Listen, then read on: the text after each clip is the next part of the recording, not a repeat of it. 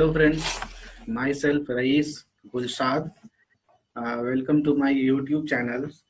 आज हम लोग सीखेंगे पाइथन पांडास के डेटा फ्रेम में स्लाइसिंग कैसे करते हैं और कैसे हम सबसेट्स जो है वो एक्सट्रैक्ट कर सकते हैं। तो अंत तक देखना ताकि चीजें जो है वो सही सही समझ में आए, क्योंकि बीच में अगर कोई चीज छूट जाता है तो वो प्रॉपर समझ में नहीं आता है। तो आइए स्टार्ट करते हैं हम लोग डेटा फ्रेम में स्लाइसिंग कैसे करते हैं। तो देखो, सबसे पहले तो है कि हमारे पास एक डेटा फ्रेम है।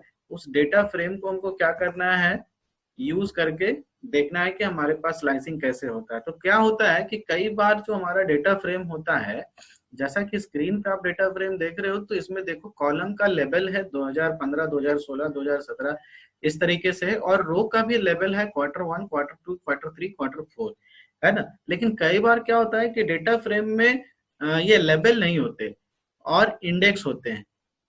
ठीक है, तो ये इंडेक्स का इस्तेमाल करना या लेबल का इस्तेमाल करके हम सबसेट्स को तैयार करते हैं। तो जब ऐसा होता है, सपोज कि अगर मान लो कि इंडेक्स का इस्तेमाल करना है, तो हम कैसे करेंगे। लास्ट वाले सेक्शन में जब हम लोग बात कर रहे थे सबसेट्स तैयार करने का, तो वहां पर हम LOC कीवर्ड का इस्तेमाल कर रहे थे, लोकेशन, है ना। LOC means location. इस बार आज हम लोग क्या करेंगे, ILOC का इस्तेमाल करेंगे। ILOC का मतलब इंटीजर लोकेशन, है ना।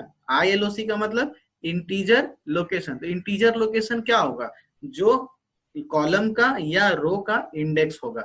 ठीक है, उसी को हम लोग जो है यहाँ पर इस्तेमाल करेंगे। तो सबसे पहले मान लो कि एक सबसेट हमको बनाना है जिसमें ईयर 2016 और ईयर 2017 का में Q1 और Q2 का जो सेल्स है वो कितना था, ये हमको मालूम करना है। तो उसके लिए हमको क्या करना है कि हमको लिखना है डेटा फ्रेम ऑब्जेक्ट, जिसको DF नाम दिया गया है यहाँ पर, DF, और उसके बाद हम लिखेंगे .ILOC और ब्रैकेट देकर हम क्या करेंगे कि रो का रेंज और कॉलम का रेंज लिख देंगे। ठीक है, रो का रेंज और कॉलम का रेंज लिख देंगे। तो रो हम स्टार्ट कर रहे हैं 0 से और हम जाएंगे 2 तक। कॉलम हम स्टार्ट कर रहे हैं 1 से और जाएंगे 3 तक। ठीक, तो आप देखो इंडेक्स 0 मतलब Q1 का इंडेक्स जो है वो क्या है, 0 है, और Q2 का इंडेक्स 1 है, और Q3 का इंडेक्स 2 है।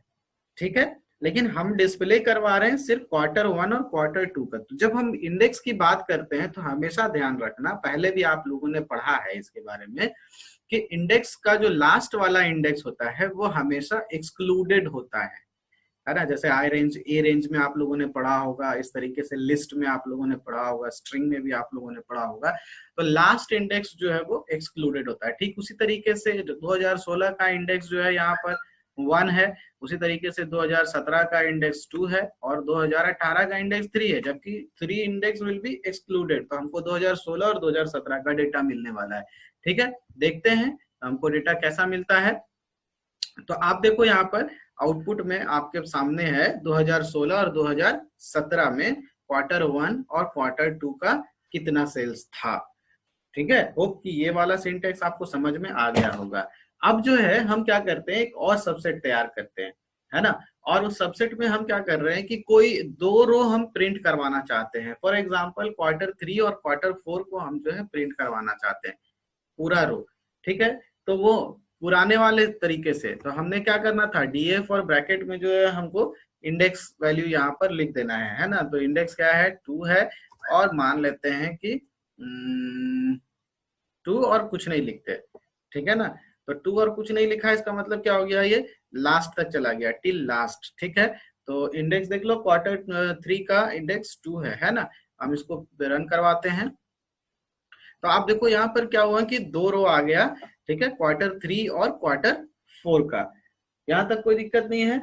लेकिन यहाँ पर एक बात ध्यान रखना, फिर से मैं कह रहा हूँ, है ना, कि वो लास्ट वाला जो इंडेक्स होता है वो एक्सक्लूडेड होता है। सपोज कि अगर हम यहाँ पर लिख देते इंडेक्स 3, आप अगर इसको रन करवाते तो ये देखो लास्ट वाला इंडेक्स एक्सक्लूड हो गया और सिर्फ जो है इंडेक्स 2 आपके स्क्रीन पे डिस्प्ले हो रहा है। ठीक है ना, तो ये चीज ध्यान रखना कि इंडेक्स जो है वो लास्ट वाला इंडेक्स हमेशा क्या होगा, एक्सक्लूडेड रहता है। ठीक है, एक बात। दूसरी बात क्या होती है कि जब हम ILOC का इस्तेमाल करते हैं, है ना, जैसे ये वाला आपका कोड है, इस कोड को अगर आप देखो तो यहाँ पर मैं फिर से एक बार इसको यूज कर रहा हूँ। ठीक है, तो यहाँ पर जो है ILOC का अगर आप बात कर रहे हो तो इसमें जो स्टार्ट इंडेक्स है और एंड इंडेक्स है, ये कैसा काम करता है, स्लाइस का काम करता है। ठीक है, it works like a slice. लेकिन क्या होता है कि जो लास्ट इंडेक्स है यहाँ पर भी क्या होता है, एक्सक्लूडेड होता है। तो in all manners the last index, जो end index, will be excluded in row index as well as in column index also. ठीक है, तो यहाँ तक हम, मुझे लगता है कि आपको प्रॉब्लम नहीं होना चाहिए, राइट। अब हम लोग चलते हैं कि किसी इंडिविजुअल वैल्यू को एक्सेस कैसे कर सकते हैं। डेटा सेट से किसी इंडिविजुअल वैल्यू को हम एक्सेस कैसे कर सकते हैं। ठीक है, तो हम लोग आते हैं और हम देखते हैं कि किस तरीके से एक्सेस कर सकते हैं। तो हमारे पास दो तरीका है। ठीक है, पहला तरीका क्या है कि हम क्या करें कि वहां पर रो का नाम दे दें या उसका इंडेक्स दे दें।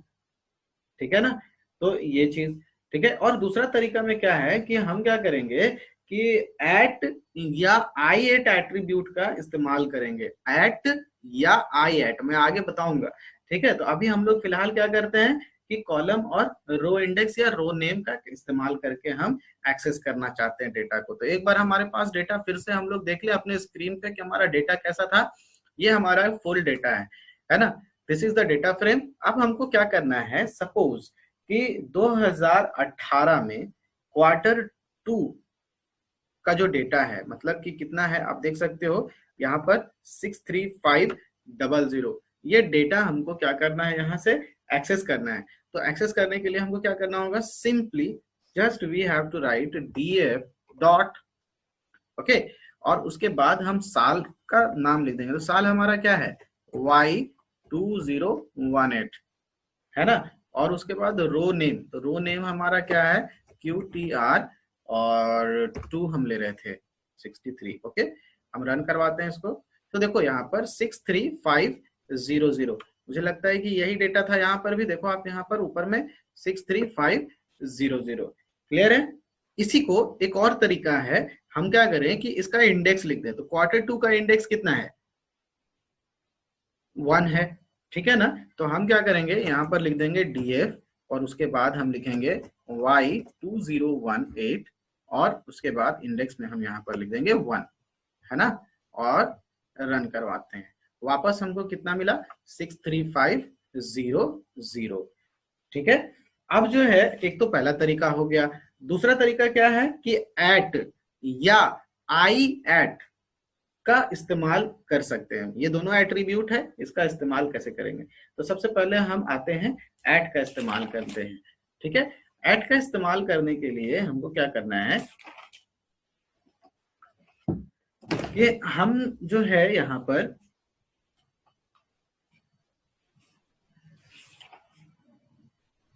जैसे मान लो कि हमको क्या करना है कि एक डेटा जो है यहाँ पर ऐड करना है। तो कैसे यूज करना है वो हम लोग देख लेते हैं। तो ऐड का इस्तेमाल करने के लिए जैसे मान लो कि यहाँ पर हमारा जो है डेटा है, df टाइप नहीं हुआ, df dot at, okay, df dot at, और उसके बाद जो है क्या करेंगे, हम रो नेम और कॉलम नेम का इस्तेमाल करेंगे। रो नेम और कॉलम नेम का इस्तेमाल करेंगे। तो रो नेम हमारा क्या है, रो नेम मान लेते हैं कि हमको Q3 चाहिए, तो Q3 चाहिए, और उसमें हमको ईयर 2017 का डेटा चाहिए, तो Y2017। ठीक है, ये हम रन करवाते हैं इसको। तो देखो हमारे पास जो डेटा आया उसका रिजल्ट आया है 40,000, है ना। तो Q3 ये रहा, और ईयर 2017 देखो यहाँ पर डेटा जो है वो 40,000 है।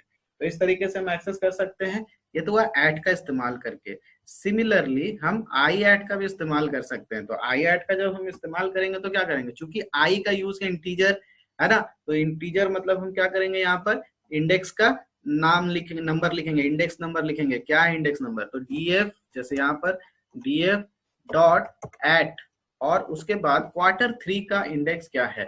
तो Q3 का इंडेक्स क्या है आप देख के बता सकते हो, 2 है ना। और 2017 का इंडेक्स क्या है, तो उसका भी 2 है। तो आप सिंपली यहाँ पर क्या लिखोगे, 2,2, ठीक है, और रन करवाते हैं। क्या प्रॉब्लम है, आई एट है ना, लिखना में मिस्टेक हुआ, आई एट। तो यहाँ पर देखो 40,000 जो है उसका रिजल्ट वापस आपको मिल गया। तो होप कि एट और आई एट दोनों समझ में आ गया होगा, और किस तरीके से हम किसी डेटा को एक्सेस कर सकते हैं, इंडिविजुअल डेटा को, ये भी समझ में आ गया होगा। अगर आपको नहीं समझ में आया तो मैं फिर से आपको बता देता हूँ एक बार। सपोज करो कि आप Q3 में 2016 का डेटा एक्सेस करना चाहते हो। Q3 2016, साल 2016 और Q3 में कितना सेल्स हुआ। तो साल 2016 में कॉलम का इंडेक्स होगा कितना, 1, और रो का इंडेक्स कितना होगा, 2, ठीक है ना। तो सिंपली आप क्या करोगे, यहाँ पर लिखोगे df डॉट आई एट, ठीक है, और इंडेक्स। तो इंडेक्स रो का पहले लिखेंगे, तो रो का इंडेक्स कितना है, 2 है Q3 में, है ना। और कॉलम का इंडेक्स 2016 कॉलम का इंडेक्स कितना है, 1 है। और इसको हम क्या करने वाले हैं, रन करवाने वाले हैं। तो देखो 70,000 रिजल्ट आ गया। आप डेटा फ्रेम देख सकते हो यहाँ पर, देखो डेटा फ्रेम में हमारा क्या है, 70,000 है, ठीक है ना। तो डेटा फ्रेम में जिस तरीके से 70,000 था वही डेटा हमने एक्सेस कर लिया। तो इस तरीके से आप किसी भी पर्टिकुलर डेटा को एक्सेस कर सकते हो, ठीक है। अब जो है हम लोग अगले सेगमेंट में आते हैं और हम देखते हैं कि हम किसी डेटा वैल्यू को डेटा फ्रेम में मॉडिफाई कैसे करेंगे और असाइन कैसे करेंगे, ठीक है। तो वैल्यू चेंज कैसे करेंगे और मॉडिफाई कैसे करेंगे। तो हम लोग शुरू करते हैं। सबसे पहला जो तरीका है वो है तरीका जिसमें हम क्या करेंगे, ऑब्जेक्ट का डेटा फ्रेम ऑब्जेक्ट लेंगे और उसके बाद कॉलम नेम लिखेंगे, है ना। और कॉलम नेम लिखने के बाद हम यहाँ पर रो लेबल लिख देंगे और नया वैल्यू ऐड कर देंगे। तो जैसे यहाँ पर देखो आप लिख रहे हैं एक, जैसे सपोज यहाँ पर हमने लिखा df, ठीक है। और मान लो कि हम क्या करना चाहते हैं, 2016 के Q2 का जो वैल्यू है वो हम चेंज करना चाहते हैं, ठीक है ना। तो हम लिखेंगे df डॉट y2016 2016, ठीक है। और इसका Q2 का जो वैल्यू है वो हमको चेंज करना है। एक बार जो है पहले हम लोग क्या करते हैं ना, df चेक कर लेते हैं कि हमारा df क्या है। तो सबसे पहले हम df को देख लेते हैं यहाँ पर, और ये हमारा df हो गया। अब हम इसमें वैल्यू चेंज करना चाहते हैं। तो हम कौन सा वैल्यू चेंज कर रहे हैं, ध्यान रखना, y2016 Q2, y2016 Q2 का जो वैल्यू है यहाँ पर 65,000 है। हम क्या कर रहे हैं, उसको चेंज कर रहे हैं। तो चेंज करने के लिए हमने लिखा df डॉट y2016 और Q2,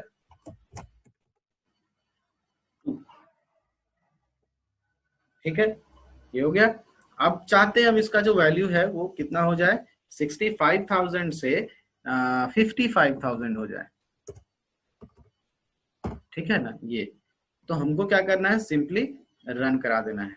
तो देखो कोई आउटपुट नहीं है, मतलब कि ये जो है एग्जीक्यूट हो गया प्रॉपरली। अभी यहाँ पर इसको कंपेयर करना है। तो कंपेयर करने के लिए वापस से हम क्या कर रहे हैं, डीएफ को रन करवाते हैं, ठीक है। अब देखो ये 2 डीएफ आपके सामने है, डेटा फ्रेम है ना। यहाँ पर देखो 2016 के Q2 में जो सेल्स वैल्यू था वो 65,000 था, और इस बार जो हमारा डेटा फ्रेम में 2016 का Q2 में जो सेल्स वैल्यू दिख रहा है वो कितना दिख रहा है, 55,000 दिख रहा है।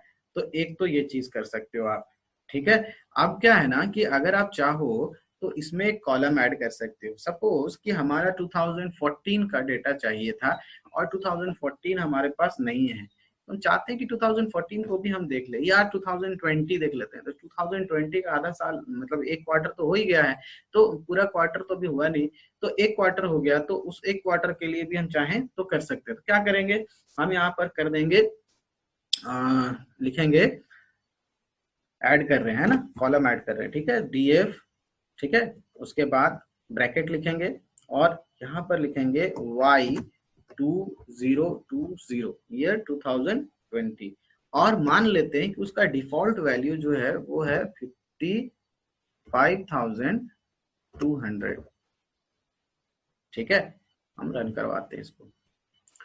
तो ये एग्जीक्यूट हो गया। ठीक है, अब इस डेटा फ्रेम को हम चेक करते हैं कि हमारा डेटा फ्रेम क्या है। तो देखो, आप आपके पास जो नया डेटा फ्रेम है उसमें एक और कॉलम आ गया 2020, है ना, देख रहे हो यहाँ पर 2020, और बाय डिफॉल्ट सारे क्वार्टर में उसका जो वैल्यू है वो 55,200 लिखा हुआ है। ठीक है, तो ये तरीका हो गया कॉलम को ऐड करने का। अब क्या करना है कि रो को ऐड करना या रो का वैल्यू चेंज करना। ठीक है, तो सबसे पहले क्या करते हैं हम कि पहले वैल्यू चेंज करते हैं।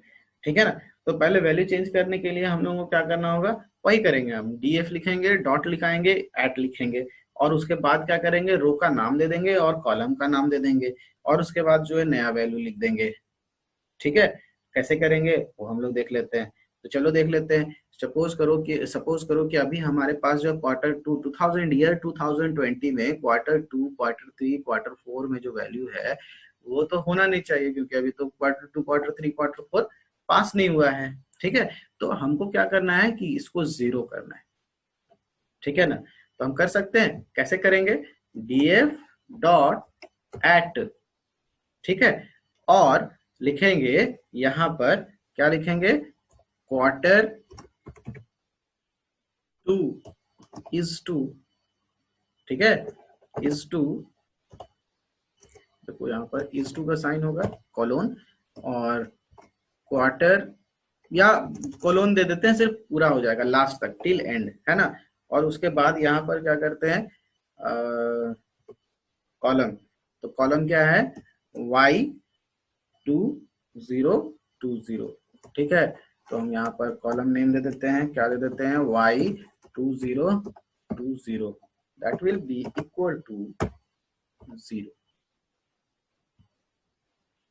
ठीक है, तो ये कंप्लीट हो गया। अब देखो, इसको वापस हम रन करा लेते हैं डीएफ को, और हम देखते हैं, तो देखो 55,200 in quarter one and quarter two, quarter three, quarter four is 0। Okay, ये वाली भी चीज समझ में आ गई होगी आपको। ठीक है, तो इस तरीके से आप चेंज कर सकते हो।